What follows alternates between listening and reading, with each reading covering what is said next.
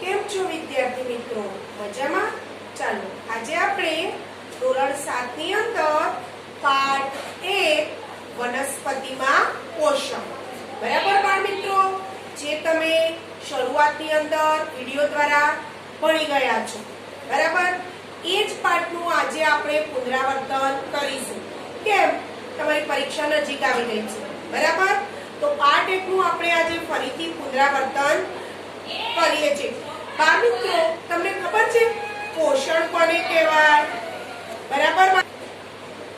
જુઓ બાળ મિત્રો, તમે પાઠ 1 ની અંદર વનસ્પતિમાં પોષણ શીખી ગયા છો, બરાબર. પોષણ કોને કહેવાય બાળ મિત્રો? તમને પરીક્ષામાં પોષણની વ્યાખ્યા પણ પૂછાઈ શકશે કે સજીવો દ્વારા ખોરાક ગ્રહણ કરવાની અને શરીર દ્વારા તેને ઉપયોગમાં લેવાની ક્રિયાને આપણે શું કહીએ છીએ? પોષણ. હવે આ પોષણ બે પ્રકારનું હોય છે. એક સ્વાવલંબી પોષણ અને બીજું પરાવલંબી પોષણ. સ્વાવલંબી પોષણ કોને કહેવાય બાળ મિત્રો? બરાબર. તો સજીવો જ્યારે સરળ પદાર્થમાંથી પોતાનો ખોરાક જાતે બનાવે, સ્વાવલંબી એટલે પોતાની જાતે બનાવે, પરાવલંબી એટલે કે બીજા ઉપર આધાર રાખવો, બરાબર. તો સ્વાવલંબી પોષણની પણ પરીક્ષામાં વ્યાખ્યા પૂછાઈ શકશે. તો સજીવો જ્યારે સરળ પદાર્થમાંથી પોતાનો ખોરાક જાતે બનાવે તેને કેવું પોષણ કહેવાય? સ્વાવલંબી. અને પરાવલંબી એટલે કે પ્રાણીઓ અને બીજા સજીવો પોતાનો ખોરાક વનસ્પતિ પાસેથી મેળવે તેને પરાવલંબી કહેવાય, બરાબર. આપણે બધા છીએ તો આપણે ખોરાક બીજા પાસેથી મેળવીએ છીએ, વનસ્પતિ જોડેથી મેળવીએ છીએ, તો આપણે વનસ્પતિ ઉપર શું છે? પરાવલંબી છે, બરાબર. તો જે પ્રાણીઓ અને સજીવો પોતાનો ખોરાક વનસ્પતિ પાસેથી મેળવે તેને શું કહેવામાં આવે છે? પરાવલંબી પોષણ કહેવામાં આવે છે, બરાબર. સૂર્યપ્રકાશ, હરિતદ્રવ, કાર્બન ડાયોક્સાઇડ, પાણી, આ બધા પ્રકાશ સંશ્લેષણની ક્રિયાના અગત્યના ભાગો છે. વનસ્પતિના પોષણના બીજા કયા પ્રકાર છે? તો પરોપજીવી પોષણ, કીટાહારી પોષણ અને મૃતોપજીવી પોષણ, બરાબર. એમાં અમરવેલ કેવી છે? તમારી પરીક્ષામાં પ્રશ્ન પૂછાય છે. અમરવેલ ખાલી જગ્યા વનસ્પતિ છે. કેવી છે? પરોપજીવી, બરાબર. તમે અમરવેલનો ટુકડો જે વનસ્પતિ પર નાખો એ વનસ્પતિમાંથી પોષણ મેળવી પોતાનો વિકાસ કરે છે, એટલે કે આગળ ને આગળ વધે છે. તે પોતે બીજા ઉપર પરાવલંબી છે, બરાબર. એ જ રીતે કરશપર્ણ પણ કીટાહારી વનસ્પતિ છે. બિલાડીની ટોપ, પછી ફૂગ, આ બધા કેવા છે? મૃતોપજીવી વનસ્પતિ છે, બરાબર. હવે સહજીવન એટલે કે કેટલાક સજીવો સાથે જીવે તથા વસવાટ અને પોષક તત્વો સહભાગી બને, બરાબર. એ લોકો શું કરે? કેટલાક સજીવો એવા છે કે વસવાટ પણ જોડે કરે, પોષક તત્વો માટે સહભાગી એટલે કે એકબીજાને મદદ કરે. આ પ્રકારના સંબંધને શું કહેવાય? સહજીવન. શું કહેવાય? સહજીવન. એમ કે લાઇકેન, લીલ, ફૂગ, આ બધા શું કરે છે? સહજીવન છે. ફૂગ વસવાટ, પાણી, ખનિજ તત્વને લીલને આપે છે. લીલ શું કરે છે? પ્રકાશ સંશ્લેષણ દ્વારા બનાવેલો ખોરાક આપે છે. આમ સહજીવનમાં બંનેને શું થાય છે? લાભ થાય છે, બરાબર. બધા જોડે રહે, જોડે વસવાટ કરે અને એકબીજાને પોષક તત્વો માટે સહભાગી બને, એને શું કહેવાય? સહજીવન, બરાબર બાળ મિત્રો. હવે પરીક્ષામાં પ્રશ્ન પૂછાઈ શકે કે સજીવોને ખોરાક લેવાની શા માટે જરૂર છે? આપણે બધા સજીવ છીએ, બરાબર. તો આપણે બધાએ સજીવને ખોરાક લેવાની જરૂર પડે છે, બરાબર. સજીવોને ખોરાક લેવાની જરૂર શા માટે પડે છે? બરાબર. તો સજીવો છે એમને કાર્ય કરવા માટે જરૂરી શક્તિ મેળવવા, બરાબર, શરીરની વૃદ્ધિ અને વિકાસ. આપણે બધાને ખોરાકની શા માટે જરૂર? બાળક જન્મ ત્યારે એકદમ નાનું હોય છે, ધીમે ધીમે ધીમે એને ખોરાક મળે એમ એની શું થાય છે? વૃદ્ધિ થાય. તો દરેક સજીવને ખોરાકની જરૂર શા માટે પડે છે? તો સજીવને કાર્ય કરવાની જરૂરી શક્તિ મેળવવા, પછી શરીરની શું કરવાની હોય છે? વૃદ્ધિ, બરાબર. આપણે ખોરાક ના લઈએ તો આપણા શરીરની વૃદ્ધિ થઈ શકે નહીં. શરીરની વૃદ્ધિ અને વિકાસ કરવા, શરીરના ઘસારાની મરામત માટે અને શરીરની તંદુરસ્ત અને નિરોગી રાખવા માટે આપણે ખોરાકની જરૂર પડે છે. આપણે ખોરાક જ ના લઈને આખો દિવસ કામ જ કરીએ તો આપણું શરીર ચાલે ના ચાલે. તમે વ્હીકલ ચલાવો છો, અંદર પેટ્રોલ પુરાવવું પડે છે, એનો શું છે? ખોરાક છે. તમે પેટ્રોલ ના પુરાવો, પેટ્રોલ પૂરું થઈ જાય તો વ્હીકલ ચાલવાનું છે? નથી ચાલવાનું. એમાં આપણું શરીર પણ ચલાવવા માટે આપણે શાની જરૂર પડે છે? ખોરાકની જરૂર પડે છે. બરાબર? દરેક સજીવને, કોઈ પણ સજીવ હોય એને કાર્ય કરવા, જરૂરી શક્તિ મેળવવા, શરીરની વૃદ્ધિ કરવા, વિકાસ કરવા અને શરીરનો ઘસારો પૂરો પાડવા અને તંદુરસ્ત અને નિરોગી એટલે કે રોગોથી દૂર રહેવા માટે જો આપણે સારો ખોરાક ખાઈએ તો આપણને બધા પૂરેપૂરા શરીરમાં વિટામિન મળી રહે છે. તો આપણે રોગો સામે રક્ષણ મળે છે. આપણે જો રોગ પ્રતિકારક શક્તિ સારી હોય તો કોઈ પણ રોગથી આપણે બચી શકીએ છીએ. બરાબર? તો સજીવને પણ ખોરાકની આ માટે જરૂર પડે છે. પછી એ જ રીતે પર્ણમાં સ્ટાર્ચની હાજરી કેમ તપાસવી જરૂરી છે? બરાબર? આપણે પર્ણ લઈએ છીએ એટલે કે પાંદડું, એમાં આપણે સ્ટાર્ચ કેટલો રહ્યો છે એ ચકાસવું છે. તો આપણે શું કરીએ? આપણે અત્યારે વનસ્પતિમાં પોષણનો પાઠ સમજીએ છીએ. તો પર્ણ એટલે કે પાંદડું, પાંદડાની અંદર સ્ટાર્ચની હાજરી આપણે કેવી રીતે ચકાસીએ? તો આપણે શું કરવાનું? સૂર્યપ્રકાશમાં રહેલી વનસ્પતિનું એક લીલું પાંદડું લેવાનું છે. એને પર્ણ પાણી ભરેલું, જે પાણી ભરેલું બીકર છે એની અંદર આપણે 5 થી 6 મિનિટ માટે ઉકાળવાનું. કેટલી મિનિટ? 5 થી 6 મિનિટ. પછી એને આલ્કોહોલ વડે બરાબર ધોઈ નાખવાનું છે. એટલે એનો ઉપરનો લીલો રંગ શું થઈ જશે? દૂર થઈ જશે. બરાબર? હવે એની ઉપર આપણે શું નાખવાનું? 2-3 ટીપા આયોડીનના દ્રાવણના નાખવાનું. એટલે પર્ણનો રંગ પૂરો કાળો થશે. જે પર્ણમાં સ્ટાર્ચની હાજરી તપાસે છે. પરીક્ષામાં પ્રશ્ન પૂછાઈ શકે કે પર્ણમાં સ્ટાર્ચની હાજરી તપાસે તો તમે આ માટે શું લખી શકો? એક સૂર્યપ્રકાશમાં રહેલી એક વનસ્પતિનું આપણે શું લેવું પડે? પાંદડું. એ પાંદડાને આપણે પાણી ભરેલા બીકરમાં 5 થી 6 મિનિટ ઉકાળવાનું. એટલે ઉપરથી લીલો રંગ શું થઈ જાય? દૂર થઈ જાય. એની ઉપર આપણે આયોડીનના દ્રાવણના શું રાખવાના? ટીપા. બરાબર? એટલે રંગ તપાસો તો પર્ણનો રંગ ભૂરો અથવા તો કાળો થશે, જે પર્ણમાં સ્ટાર્ચની હાજરી આપણને બતાવે છે. બરાબર? હવે લીલી વનસ્પતિ ખોરાક તો બનાવે છે, પણ એ પોતાના ખોરાક પર કેવી રીતે બનાવે છે એ ક્રિયા આપણે સમજીએ. બરાબર? દરેક લીલી વનસ્પતિ શું કરે છે? પોતાનો ખોરાક બનાવે છે. ક્યારે બનાવે છે? પ્રકાશ સંશ્લેષણની હાજરીમાં. તો લીલી વનસ્પતિમાં પર્ણોમાં રંજક દ્રવ્ય આવેલું છે. શું આવેલું છે? રંજક દ્રવ્ય, જેને હરિતદ્રવ્ય પણ કહે છે. તે પર્ણને સૂર્ય ઉર્જાનું શોષણ કરવામાં મદદ કરે છે. બરાબર? સૂર્ય ઉર્જાનું શું કરે છે? શોષણ. અને ઉર્જા પર્ણમાં કાર્બન ડાયોક્સાઇડ અને પાણીમાંથી ખોરાક બનાવવામાં વપરાય છે. લીલી વનસ્પતિ શું કરે? હરિતદ્રવ્ય અને સૂર્યપ્રકાશની હાજરીમાં કાર્બન ડાયોક્સાઇડ અને પાણીની મદદથી કાર્બોદિત સ્વરૂપના ખોરાકનું સંશ્લેષણ કરે અને ઓક્સિજન વાયુ શું કરે છે? મુક્ત કરે છે. આ પ્રક્રિયાને શું કહેવામાં આવે છે? પ્રકાશ સંશ્લેષણ. તો કાર્બન ડાયોક્સાઇડ પ્લસ પાણી એટલે કે કાર્બન ડાયોક્સાઇડમાં પાણી ઉમેરવાનું છે. જે પછી સૂર્યપ્રકાશ, હરિતદ્રવ્ય આ બધું મળી gives આપણને શું મળે છે? કાર્બોદિત પદાર્થ અને ઓક્સિજન મળે છે. બરાબર? હવે પ્રકાશ સંશ્લેષણની ગેરહાજરીમાં પૃથ્વી પર આપણું જીવન શક્ય નથી. જીવન શક્ય છે બાળ મિત્રો? જો પ્રકાશ સંશ્લેષણની ગેરહાજરી હોય તો કોઈ પણ માણસનું જીવન શક્ય બનતું નથી. કેમ? કારણ કે લીલી વનસ્પતિ શું કરે? સૂર્યપ્રકાશનો ઉપયોગ કરે છે અને પ્રકાશ સંશ્લેષણ દ્વારા શું બનાવે છે? ખોરાક બનાવે છે. કોની હાજરીમાં બનાવે છે? સૂર્યપ્રકાશની હાજરીમાં. પોતે શું લઈ લે છે? કાર્બન ડાયોક્સાઇડ વાયુ. અને આપણને શું આપે છે? ઓક્સિજન આપે છે. બરાબર? કાર્બન ડાયોક્સાઇડ વાયુ લઈ લે છે અને ઓક્સિજન વાયુ મુક્ત કરે છે.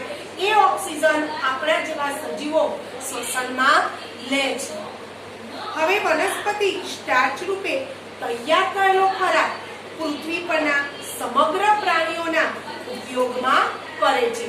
ફરી પ્રકાશ સંશ્લેષણની પ્રક્રિયા દ્વારા ઉત્પન્ન થતો ઓક્સિજન વાયુ વનસ્પતિ અને પ્રાણીઓના શ્વસનમાં પણ ઉપયોગી છે. જો વનસ્પતિ પ્રકાશ સંશ્લેષણની હાજરીમાં કાર્બન ડાયોક્સાઇડ ના લે તો આપણને ઓક્સિજન ક્યાંથી મળવાનો છે? બરાબર. અને કાર્બન ડાયોક્સાઇડનું જો પૃથ્વી પર પ્રમાણ વધી જાય તો ગ્લોબલ વોર્મિંગ સર્જાવાની સંભાવના વધુ પડતી રહેલી છે.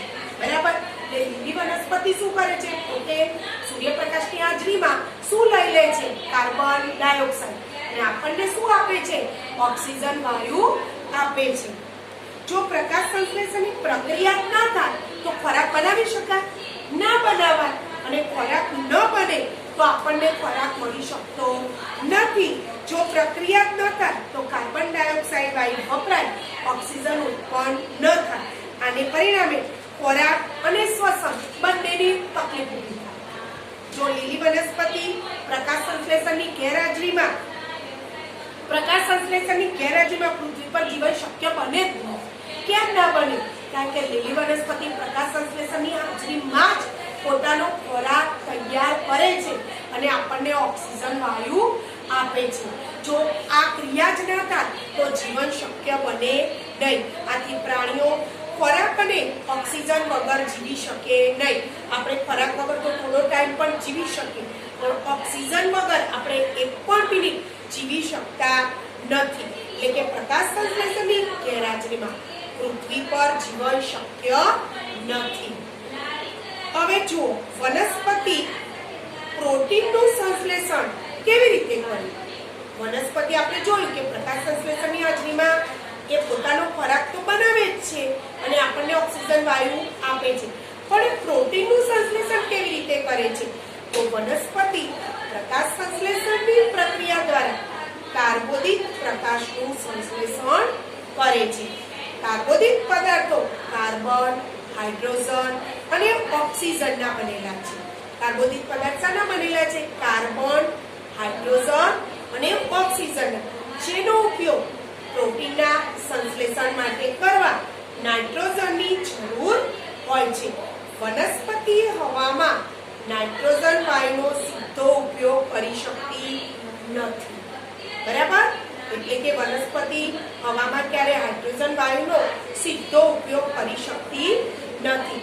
જમીનમાં કેટલાક બેક્ટેરિયા અને લીલ વાયુરૂપ નાઇટ્રોજન વાપરી શકતા તેવા સ્વરૂપમાં ફેરવી જમીનમાં મુક્ત કરે છે. આ દ્રવ્ય સ્વરૂપ પાણી સાથે વનસ્પતિ દ્વારા શોષાય છે. ફરી ખેડૂતો જમીનમાં નાઇટ્રોજન ખાતરો નાખે છે. અત્યારે તમે જુઓ કે ખેડૂતો જમીનની અંદર રાસાયણિક ખાતરો નાખે છે. એ રાસાયણિક ખાતરની અંદર નાઇટ્રોજનનું પ્રમાણ કેવું હોય છે? વધારે હોય છે. બરાબર. અને આ નાઇટ્રોજનને લીધે તમે જુઓ કઠોળ વર્ગની વનસ્પતિ સારી થઈ શકે છે. બરાબર. તો આવી વનસ્પતિ નાઇટ્રોજન અને પ્રોટીનનું સંશ્લેષણ કરે છે. હવે બાળ મિત્રો, એ જ રીતે તમને પરીક્ષામાં એ પણ પ્રશ્ન પૂછાઈ શકે છે કે લાલ, વાદળી કે પીળા પર્ણવાળી વનસ્પતિ કેવી રીતે પ્રકાશ સંશ્લેષણ કરે? બરાબર. લાલ, વાદળી, બદામી, પીળા એવા પણ આપણે તો લીલા પર્ણોમાં જ જોઈએ છે કે ભાઈ લીલી વનસ્પતિ જ પ્રકાશ સંશ્લેષણની હાજરીમાં પોતાનો ખોરાક તૈયાર કરે છે. પણ આવા લાલ, બદામી, પીળા રંગની પર્ણોવાળી વનસ્પતિ પ્રકાશ સંશ્લેષણની કેવી રીતે કરતી હશે? તો લાલ, બદામી અને પીળા પર્ણોવાળી વનસ્પતિ લાલ, બદામી કે પીળા રંજક દ્રવ્યો ધરાવે છે. કયા ધરાવે છે? લાલ, બદામી કે પીળા, જે હરિત દ્રવ્યને ઢાંકી દે છે. આમ પર્ણનો જે ભાગ લીલો નથી તે પણ હરિત દ્રવ્ય ધરાવે છે. જે ભાગ લીલો નથી તે પણ શું ધરાવે છે? હરિત દ્રવ્ય, ક્લોરોફિલ. બરાબર. હવે આથી આવા રંગના પર્ણો પણ પ્રકાશ સંશ્લેષણ થઈ શકે છે. હવે બાળ મિત્રો, તમે ઘણી વખતે ફૂગ જોઈ હશે. બરાબર. તો આ ફૂગ આપણને કઈ રીતે ઉપયોગી છે? ફૂગ આપણને ઉપયોગી પણ છે અને નુકસાનકારક પણ છે. એવું નથી કે આપણને ફૂગ નુકસાનકારક જ છે, ફૂગ આપણને ઉપયોગી પણ છે. કેવી રીતે ઉપયોગી છે? તો ઈસ્ટ અને મશરૂમ નામની ફૂગ ખોરાકમાં વપરાય છે, બરાબર. અને બજારમાં મળતી હોય છે ઈસ્ટ નામની ફૂગ, એ આપણે ખોરાકની અંદર, એટલે કે કઈ વસ્તુ પોચી, વધારે પડતી પોચી બનાવવામાં, આ કેક પછી ઢોકળા એ બધું તમે જુઓ ઘણા બધા મોટા ક્વોન્ટિટીમાં બનાવવાનું હોય તો એ લોકો શાનો ઉપયોગ કરે છે? ફૂગનો. એ ફૂગ નાખી દે એટલે વસ્તુ કેવી બની જાય છે? પોચી. આમ ઈસ્ટ અને મશરૂમ એ ફૂગ ખોરાકમાં વપરાય છે. એ જ રીતે કેટલીક ફૂગ દવાઓ બનાવવામાં પણ વપરાય છે. જે આપણે દવાઓ વાપરીએ છીએ એ દવાઓ બનાવવા માટે પણ ફૂગ વપરાય છે. પેનિસિલિન નામની ફૂગ પેનિસિલિન નામની દવા બનાવવા વપરાય છે. એ જ રીતે ફૂગ આપણને કેવી રીતે નુકસાનકારક છે? તો અથાણા, તમે જોયું હશે અથાણા પર ઘણી વખત સફેદ કલર જેવું થઈ જાય, એને શું કહેવાય? ફૂગ, બરાબર. અથાણા, પછી બ્રેડ, પછી રોટલી, બ્રેડની અંદર કાળા કાળા ધબ્બા થઈ જાય છે અથવા તો સફેદ કલરના તાંતણા થઈ જાય છે, એ શું છે? ફૂગ. રોટલી, તમે ડબ્બાની અંદર ઘણા દિવસ સુધી રોટલીને એમની આમ બંધ રહેવા દો તો ઉપર ધબ્બા પડી જાય છે કાળા રંગના અથવા સફેદ કલરનું આમ બાજી જાય છે, એ શું છે? ફૂગ છે, બરાબર. તો અથાણા, બ્રેડ, રોટલી જેવા ખાદ્ય પદાર્થો પર ફૂગ લાગતા તે કેવી બની જાય? અખાદ્ય, તે ખાવા લાયક રહેતી નથી. એ જ રીતે ભેજવાળું વાતાવરણ હોય છે. જ્યારે વરસાદ આવતો હોય ત્યારે વાતાવરણ કેવું હોય? ભેજવાળું. એ વખતે આપણા કપડાં, તમે જોજો ભીના કપડાં તમે બંધ કરીને વાળીને મૂકી દેજો ભેજવાળા વાતાવરણની અંદર, તો અંદર સામાન્ય લીલું લીલું થઈ જાય, કાળા ધબ્બા પડી જાય. એ શું હોય છે? ફૂગ, બરાબર. લાકડું, લાકડાને વધારે પડતું ઉપર પાણી પડપડ ચોમાસામાં કરે તેની પર કાળું કાળું થઈ જાય છે, એ શું આવે છે? ફૂગ. પછી પગરખા, તમારા ચામડાના ચપ્પલ હોય છે, એ પલટ પલટ કરતા હોય તો ભેજવાળા વાતાવરણની અંદર એની ઉપર લીલા કલરના અથવા કાળા કલરના ધબ્બા પડી જાય છે, એ પણ એક શું છે? ફૂગ. એના લીધે વસ્તુ કેવી થઈ જાય? બગડી જાય છે, કામમાં આવતી નથી. ફૂગથી મનુષ્ય, આવી ફૂગથી મનુષ્યમાં દાદર, ખરજવું, ખસ, ઘણા ખરજવું થાય છે, અંદર પાણી જેવું ભરાતું હોય છે, બરાબર. દાદર, ખસ, ખરજવું જેવા રોગો પણ થાય છે આવા ફૂગના લીધે. આવા ફૂગ પર આપણે કપડાં પહેરીએ, ચપ્પલ પહેરીએ, એના લીધે પણ આપણને ઘણા રોગો થાય છે. અને આ ફૂગને લીધે વનસ્પતિમાં પણ ઘેરું અને અંગારીઓ જેવા રોગો પણ થાય છે, બરાબર. તો પરીક્ષામાં તમને ફૂગના ફાયદા અને ગેરફાયદા બંને પૂછાશે. ફૂગના ફાયદા કયા? તો ઈસ્ટ અને મશરૂમ નામની ફૂગ ખોરાકમાં વપરાય છે. પેનિસિલિન નામની ફૂગ પેનિસિલિન નામની દવા માટે વપરાય છે, એ એના ફાયદા છે. જ્યારે ફૂગના ગેરફાયદા કયા? તો અથાણા, બ્રેડ, રોટલી ઉપર ફૂગ આવવાથી તે અખાદ્ય બની જાય છે. એ જ રીતે ભેજવાળા વાતાવરણમાં કપડાં, પછી લાકડું, પગરખાને ફૂગ આવતા તે વસ્તુઓ બગડી જાય છે, એ પહેરવા લાયક રહેતી નથી, લાકડું પણ સડી જાય છે, કૂદાઈ આવી જાય છે.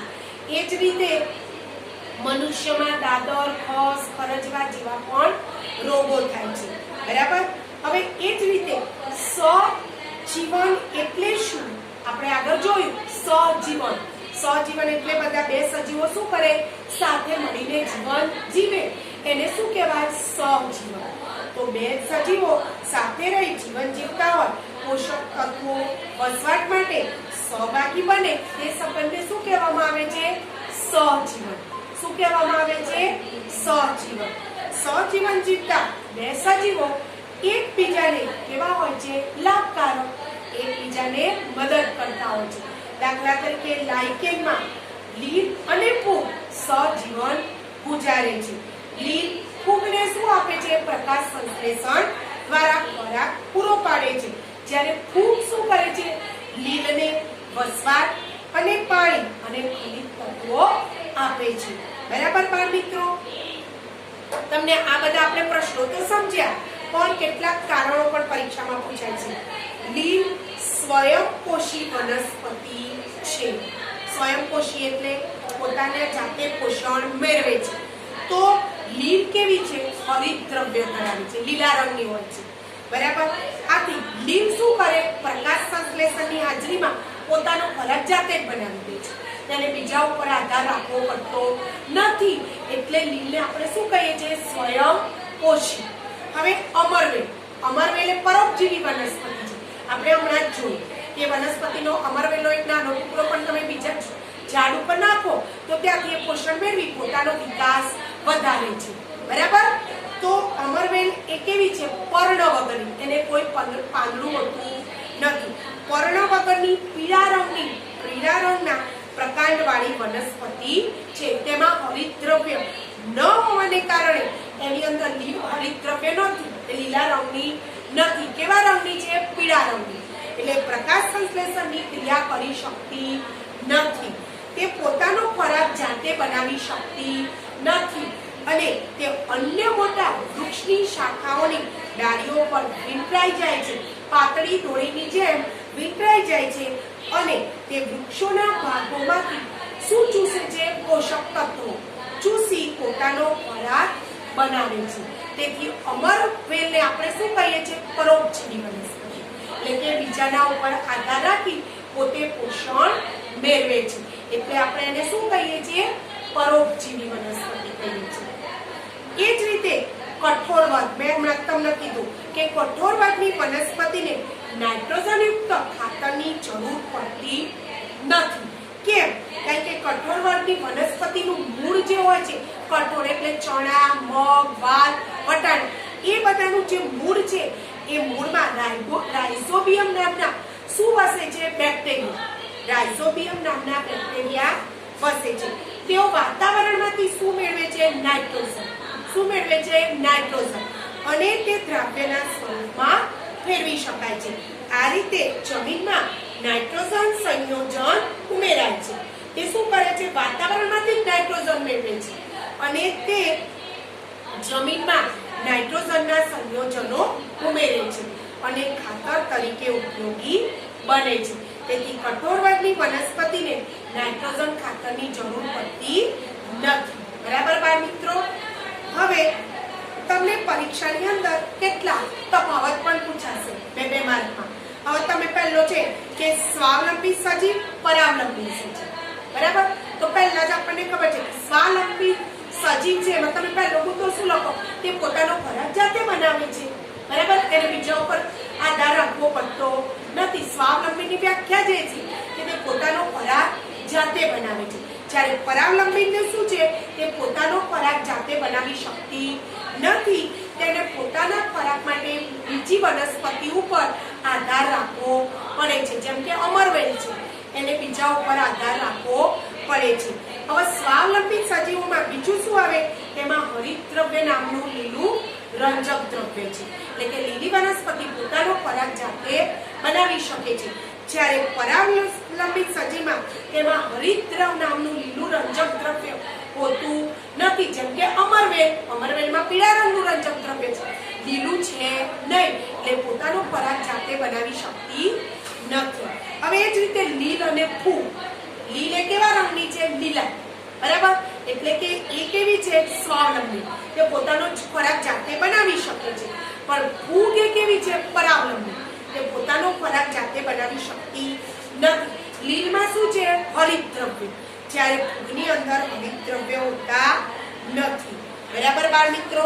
તો આ પ્રશ્નોમાં તમને ખ્યાલ આવી ગયો કે ના આવ્યો? આવ્યો ને? ચાલો તો હવે આપણે કેટલાક વિકલ્પો સોલ્વ કરીએ. બરાબર? વનસ્પતિ પ્રકાશ સંશ્લેષણની પ્રક્રિયા દ્વારા પોતાનો ખોરાક શામાંથી તૈયાર કરે છે? શામાંથી તૈયાર કરે બાળ મિત્રો? ઓક્સિજન અને હરિતદ્રવ્ય, કાર્બન ડાયોક્સાઇડ અને ઓક્સિજન, કાર્બન ડાયોક્સાઇડ અને પાણી, ઓક્સિજન અને પાણી. બોલો. કાર્બન ડાયોક્સાઇડ, બોલો. કાર્બન ડાયોક્સાઇડ અને પાણી. વનસ્પતિ તેની પ્રકાશ સંશ્લેષણની પ્રક્રિયામાં કયા ઘટકની જરૂર નથી? સૂર્યપ્રકાશ, હરિતદ્રવ્ય, કાર્બન ડાયોક્સાઇડ કે ઓક્સિજન? ઓક્સિજન. ચલો એના પછી કઈ વનસ્પતિ કીટકને ફસાવી તેમાંથી પોષણ મેળવે? અમરવેલ, પરસપર્ણ, લાઇકેન, મશરૂમ. પરસપર્ણ. કઈ વનસ્પતિ પરોપજીવી પોષણ મેળવે? મનીવેલ, પરસપર્ણ, અમરવેલ, બિલાડીનો ટોપ, રુદ્ર. અમરવેલ. કઈ વનસ્પતિ મૃતોપજીવી પોષણ મેળવે? ફૂગ, અમરવેલ, કરશપર્ણ કે વાંસ? કળશપર્ણ. શું આવે? મૃતોપજીવી બાળ મિત્રો. શું આવે? ફૂગ. શું આવે? ફૂગ. કઈ વનસ્પતિ હરિતદ્રવ્ય હોય છે? કેવી વનસ્પતિમાં હરિતદ્રવ્ય હોય? મેં તમને હમણાં જ સમજાવ્યું કે કઈ વનસ્પતિમાં હરિતદ્રવ્ય હોય? ફૂગ, લીલ, અમરવેલ કે મશરૂમ? લીલ. લાઇકેન એ કયા બે સજીવોનું વચ્ચેનું સહજીવન છે? લીલ અને ફૂગ, ફૂગ અને બેક્ટેરિયા, બેક્ટેરિયા અને લીલ, લીલ અને ફૂગ. બરાબર. વનસ્પતિ પ્રકાશ સંશ્લેષણની પ્રક્રિયામાં અંતિમ પેદાશો કઈ, છેલ્લી પેદાશ કઈ હોય છે? કાર્બન ડાયોક્સાઇડ અને પાણી, સ્ટાર્ચ અને કાર્બન ડાયોક્સાઇડ, કાર્બોદિત અને ઓક્સિજન, ઓક્સિજન અને કાર્બન ડાયોક્સાઇડ. તો કાર્બોદિત અને ઓક્સિજન શાના માટે? પ્રકાશ સંશ્લેષણની પ્રક્રિયા માટે. જે સજીવો પોતાનો ખોરાક જાતે તૈયાર કરે તે સજીવોને આપણે શું કહીએ છીએ? બરાબર. જે સજીવ બીજા ઉપર આધાર રાખતો નથી, પોતાની જાતે જ પોતાનો ખોરાક તૈયાર કરે છે, એ સજીવને આપણે શું કહીએ છીએ? સ્વાવલંબી. શું કહીએ છીએ? સ્વાવલંબી. વનસ્પતિ પર્ણોની સપાટી પર આવેલા નાના છિદ્રોને શું કહે છે? પર્ણો પરના નાના છિદ્રો હોય છે. શું કહે છે? પર્ણરંધ્રો. પછી કાર્બોદિત પદાર્થોમાં ઘટક તત્વો કયા? તો કાર્બન, હાઇડ્રોજન અને ઓક્સિજન. પછી પ્રોટીનમાં કાર્બન, હાઇડ્રોજન, ઓક્સિજન ઉપરાંત કયું તત્વ રહેલું છે? કાર્બન, હાઇડ્રોજન, ઓક્સિજન તો છે જ, એ ઉપરાંત પણ એક રહેલું છે, નાઇટ્રોજન. બિલાડીનો ટોપ એ કયા પ્રકારનું પોષણ છે? મૃતોપજીવી. કયું છે? એક બિલાડીનો ટોપ એક જાતની શું છે? ફૂગ. બરાબર. અમરવેલ શાનું ઉદાહરણ છે? પરોપજીવી. કીટાહારી વનસ્પતિનું એક ઉદાહરણ. કીટાહારી વનસ્પતિ કઈ છે? કળશપર્ણ. કઠોર વર્ગની વનસ્પતિના મૂળમાં કયા પ્રકારના બેક્ટેરિયા નાઇટ્રોજનનું સ્થાપન કરે છે? મેં હમણાં તમને કારણ સમજાવ્યું. કયા પ્રકારના છે? રાઇઝોબિયમ. કઈ ફૂગ ખોરાકમાં વપરાય? આપણે હમણાં ફૂગ જોઈ, ફૂગના ફાયદા ગેરફાયદામાં. કઈ ફૂગ? યીસ્ટ અને મશરૂમ. ફૂગથી મનુષ્યમાં કયા રોગો થાય છે? દાદર, ખસ, ખરજવું. ચલો, સ્ટાર્ચ એ શું છે? સ્ટાર્ચ કાર્બોદિતનો એક પ્રકાર છે. સ્ટાર્ચની કસોટી માટે આપણે શાનું દ્રાવણ વાપર્યું? આયોડીનનું. હરિતદ્રવ્યનું કાર્ય શું છે? તો હરિતદ્રવ્ય પ્રકાશ સંશ્લેષણ માટે સૂર્યપ્રકાશનું સૂર્ય ઊર્જામાં શોષણ કરે છે. પછી અમરવેલ શું છે? તો અમરવેલ પર્ણ વગરની, પીળા પ્રકાંડવાળી અને કોઈ યજમાન વૃક્ષ ઉપર વિકસતી પરોપજીવી વનસ્પતિ છે. હવે કીટાહારી વનસ્પતિના બે ઉદાહરણ તો કરશપર્ણ, વિનસ મક્ષિપાસ, પછી ડ્રોસેરા. આ બધા શું છે? કીટાહારી વનસ્પતિના ઉદાહરણ છે. ફૂગ ક્યાં જોવા મળે? તો ફૂગ વાસી રોટલી, વાસી બ્રેડ, અથાણા, ચામડાના જૂના બૂટ ચપ્પલ અને ભેજવાળા કપડા ઉપર જોવા મળે છે. પ્રકાશ સંશ્લેષણ ની પ્રક્રિયાનું રાસાયણિક સમીકરણ કયું? આપણે હમણાં સમજી ગયા. કાર્બન ડાયોક્સાઇડ પ્લસ પાણી, સૂર્યપ્રકાશ, હરિતદ્રવ્ય, ગીસ, કાર્બોદિત પદાર્થ પ્લસ આયોડીન. બરાબર. તો હવે પોષણ કોને કહેવાય બાળ મિત્રો? બરાબર. પોષણની વ્યાખ્યા આપણે સમજી ગયા કે સજીવો દ્વારા ખોરાક ગ્રહણ કરવાની તથા શરીર દ્વારા તેને ઉપયોગમાં લેવાની પ્રક્રિયાને પોષણ કહે છે. પછી પ્રકાશ સંશ્લેષણ કોને કહેવાય? તો લીલી વનસ્પતિ સૂર્યપ્રકાશ અને પર્ણોમાં રહેલા હરિતદ્રવ્યની મદદથી કાર્બન ડાયોક્સાઇડ અને પાણીનો ઉપયોગ કરી પોતાનો ખોરાક બનાવે છે. આ પ્રક્રિયાને શું કહેવામાં આવે છે? પ્રકાશ સંશ્લેષણ. બરાબર. પછી મૃતોપજીવી વનસ્પતિ કોને કહેવાય? તો જે વનસ્પતિ મૃત અને સડી ગયેલા પદાર્થોમાંથી પોષણ મેળવે છે તેને શું કહેવામાં આવે છે? મૃતોપજીવી વનસ્પતિ. બરાબર. પરીક્ષામાં મૃતોપજીવી વનસ્પતિની ટૂંકનોંધો પૂછાઈ શકશે. તો શું આવે બાળ મિત્રો? પહેલા તો મૃતોપજીવી વનસ્પતિ કોને કહેવાય? તો કેટલીક વનસ્પતિ એવી હોય છે કે મૃત અને સડી ગયેલા, જે સડી ગયેલા પદાર્થમાં અંદરથી પાચક રસોનો સ્ત્રાવ કરે અને તેને શામાં ફેરવે છે? દ્રાવણમાં.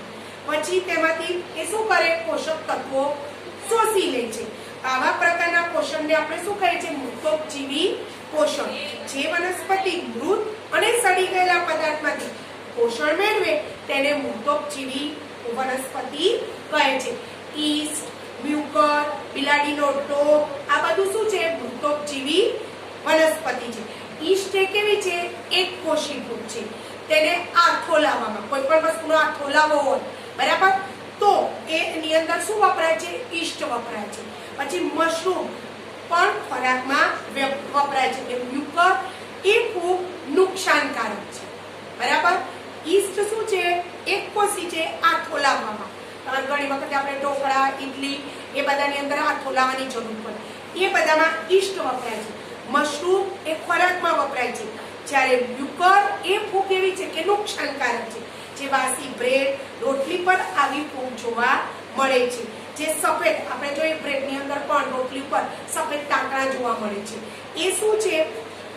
એને તમે સૂક્ષ્મદર્શક યંત્ર વડે જુઓ તે સફેદ રંગના તાંતણા જોવા મળે છે. આવા ફૂગના બીજાણુઓ હવામાં હોય છે. જ્યારે આવી ભીની અને ઉપાડી સપાટી પર આવે ત્યારે શું થાય? અંકુરિત થાય અને તેની વૃદ્ધિ થાય. બરાબર. એનું અંકુરણ પામે. ધીમે ધીમે એની શું થાય? વૃદ્ધિ થાય. અથાણા, બ્રેડ, કપડા, પગરખા આ બધી વસ્તુઓને આવી ફૂગ શું કરી દે છે? નકામી બનાવી દે છે. બરાબર બાળ મિત્રો. તો આપણે પહેલો પાઠ સમજી ગયા. હવે આવતા વિડીયોની અંદર બીજો પાઠ તૈયાર કરવાનો.